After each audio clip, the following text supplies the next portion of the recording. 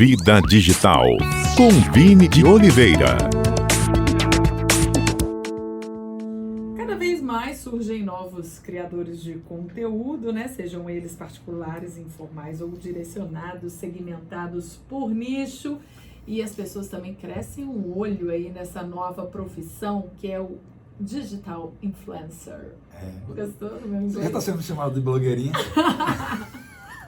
Eu definitivamente não tenho o menor perfil para isso. Não, mas você está tendo um perfil de blogueirinha agora no Instagram da CBN. No Instagram da CBN, é engraçado que eu faço no da CBN, mas eu não consigo fazer no meu. Já reparou isso? Não no meu eu não falo. Eita, não tinha percebido ainda não. Bom, bora lá, mas você é um dos tipos de influenciador digital. Eita, me conte, por quê? Porque o que acontece? Tecnicamente... Vou ficar rica? Pode ficar, só se posicionar. Só se posicionar. Porque o que acontece na prática? Sempre existiu influência. Não é nada novo. Sim. Só que o ambiente digital, ele potencializou muito mais isso. E aí o que acontece? Realmente surgiu um filão de mercado. Nós estamos vendo agora, por exemplo, no Big Brother, foi uma das estratégias de mídia que eles utilizaram para aumentar a repercussão do programa. Foi utilizado por outros programas e outras emissoras também, esse tipo de recurso. Convidar pessoas que já são conhecidas desse universo digital, né? E no caso do Big Brother, com estratégias totalmente combinadas com o que está acontecendo dentro e fora. As equipes foram todas articuladas. Não tinha acontecido isso ainda no Brasil, está acontecendo nesse momento. Mas basicamente existem 7 tipos de influência. Nós, por exemplo, como somos pessoas de mídia, então o próprio recurso midiático já facilita com que a gente alcance mais pessoas. Então isso é um tipo de influência. Agora, existem influenciadores de nicho, o cara que fala, por exemplo, sobre chocolate, entende muito sobre aquilo, começa a falar sobre aquele assunto, domina o assunto e as pessoas, obviamente, se inspiram e utilizam os conteúdos dele. Tem influenciadores de massa, como o Whindersson Nunes, por exemplo, que é um cara que utiliza do entretenimento para chamar a atenção de uma massa muito grande de pessoas. E aí cada um monta a sua estratégia comercial para se manter. Porque só viver da exibição, eu costumo dizer em sala de aula que tapinha nas costas e coraçãozinho não paga a conta de ninguém. É verdade. Então a gente tem boleto para pagar, então tem que fazer dinheiro com isso, né? Então o assunto influência digital ele é muito importante. E aí o que aconteceu recentemente? Uns caras lançaram nos Estados Unidos um aplicativo que simula você se comportar como um influenciador digital. Eles criaram vários robôs, você cria um perfil que ninguém vê aquele perfil e você vai se sentir uma celebridade com muitas curtidas e muitas mensagens. Mas tudo falso. Tudo falso. Tudo robozinho. Robozinhos curtindo e comentando suas postagens. Meu Deus, é pra quê? Pra levantar a autoestima da pessoa? Levantar a autoestima é um dos pontos. Não, agora sério, serve como um treinamento, por exemplo? Sim, a ideia é que como essa questão da influência digital tem impactado muitas pessoas e chama a atenção das pessoas, os seus filhos ainda não, que são pequenininhos, mas o meu, ele me vê gravando, por exemplo, vê meus vídeos e já fica brincando lá sozinho e diz que papai é famoso e a gente fica brincando com eles. Não, filho, é o trabalho do papai e tal. Mas isso chama atenção. As crianças hoje, elas já são altamente impactadas por esse consumo digital. Então, para eles, isso é uma coisa natural.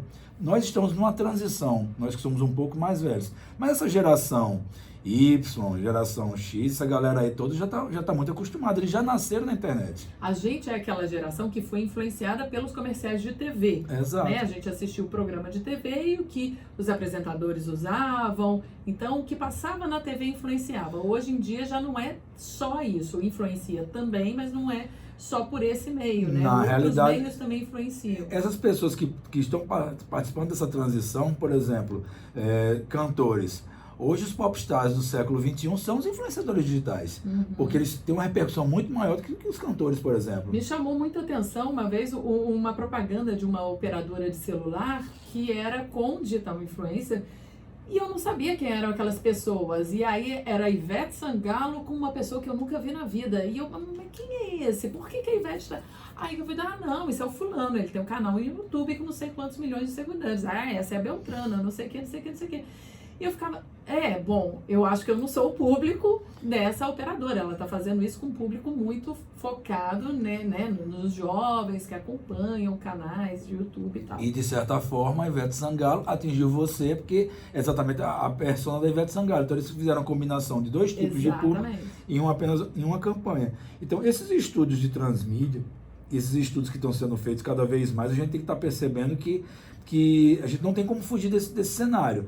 Realmente é um ambiente sério, tem que ser tratado de forma muito objetiva e organizada. Infelizmente, muitos estão ali apenas pela fama. É o que acontece muito no dia a dia dos micro-influenciadores. São pessoas que vai num açaí, tomam um açaí, troca pessoas que querem ganhar as coisas de graça. Exatamente. Então fica trocando favores por marcações. Então é um tipo de influência. O cara está tentando se posicionar, ganhar espaço dele para chamar atenção. Realmente existe esse tipo de mercado, não tem como a gente fugir disso. Agora, o que o pessoal não consegue entender, e com o freio de arrumação, digamos assim, que o Instagram fez ao tirar a exibição das curtidas, é que na realidade essa influência ela não é mais tão importante no sentido momentâneo. Você tem que realmente construir uma influência que seja duradoura. E isso só acontece a partir de conteúdo sério e um conteúdo bem feito. Isso. O que nós chamamos de conteúdo rico. E é uma coisa que dá muito trabalho. Então é um trabalho que precisa ser respeitado quando ele é feito com seriedade, porque realmente dá muito trabalho. Com você certeza. Procurar o conteúdo, você fazer aquela gravação, edição, às vezes um vídeo de 1 minuto, você leva, né, um dia inteiro para gravar. Quais são essas características de comportamento, Vini, que as pessoas devem ter quando elas... né, se você quiser ser um influenciador digital? Clareza é um ponto importante, ser muito objetivo com a mensagem que quer deixar. Também se preocupar exatamente no conteúdo, que esse conteúdo esteja de certa forma informando e trazendo uma informação que não seja uma informação como outra qualquer. Ela tenha relevância. Porque para você se tornar autoridade no ambiente digital, basicamente você tem que se posicionar exatamente demonstrando que você entende sobre um assunto qualquer. Então você não precisa ser um cientista da NASA para entender alguma coisa. Então qualquer pessoa ela tem capacidade, sim, de se tornar um influenciador de qualquer assunto.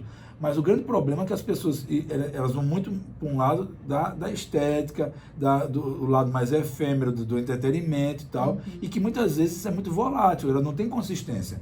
Então, porque já tem muita gente fazendo. Já tem muita gente fazendo, né? E aí você também precisa escolher o ambiente correto em que você deseja influenciar. Por exemplo, o Instagram, ele é uma rede que ele é baseada em um álbum de fotografias. Então, as pessoas que se posicionam mais voltadas para a área de imagem, vídeo, elas se posicionam melhor.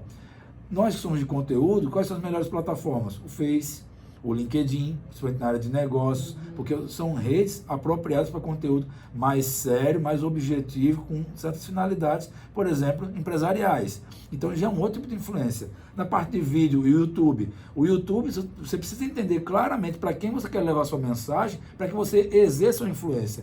Porque lá, como tem um ambiente gigantesco de conteúdo, se você não pensar direito para quem você vai mandar mensagem, você vai se chocar com quem já tem muita audiência. Então, vamos supor, uma pessoa daqui de João Pessoa que começar a influenciar no joguinho Minecraft, que é um jogo que atinge muito os adolescentes, por exemplo. Já existem mega influenciadores mundiais e nacionais que já fazem isso aí. Se ele não procurar um conteúdo que seja diferenciado, que chame a atenção das pessoas, ele nunca vai conseguir atingir influência, porque ele vai estar batendo numa parede muito dura. Então a pessoa precisa ter esse estudo. E é por isso que o profissionalismo exige que você se comporte como um profissional para que você efetivamente exerça influência, não seja apenas um oba-oba.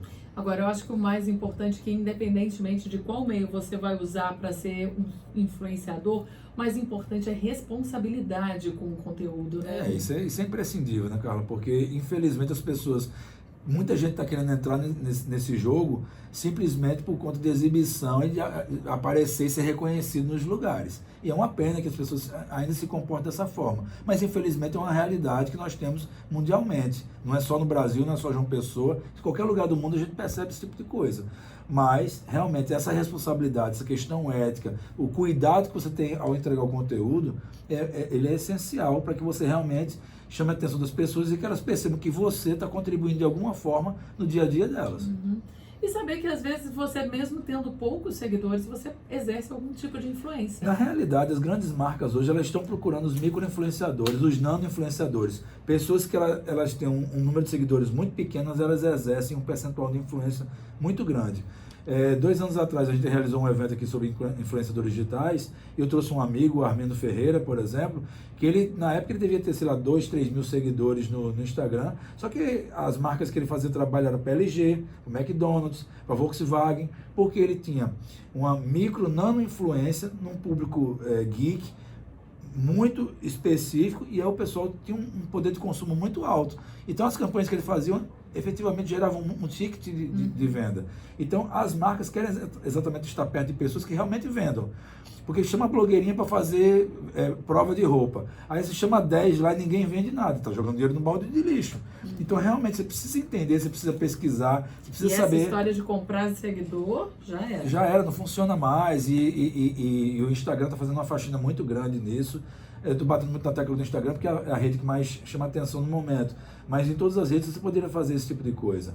Mas o que é o importante mesmo é que nossos ouvintes que desejem ser influenciadores, é possível sim, hoje ainda você conseguir esse espaço, mas que realmente você se preocupe com conteúdo de qualidade. É isso, Vini de Oliveira, que na semana que vem não vai ser mais o colunista de vida digital, estamos de mudança, isso mesmo, depois de um ano falando aqui na Vida Digital, a partir de terça-feira que vem,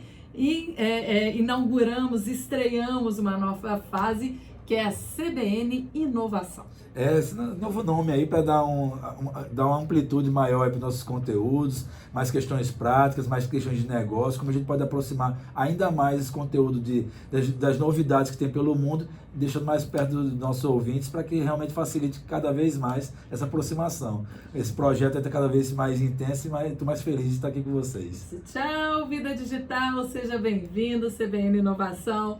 E continuamos, claro, com o Vini de Oliveira. Obrigada, Vini. Obrigado, Carlinhos, nossos ouvintes aí, vamos em frente. Tchau, tchau, pessoal.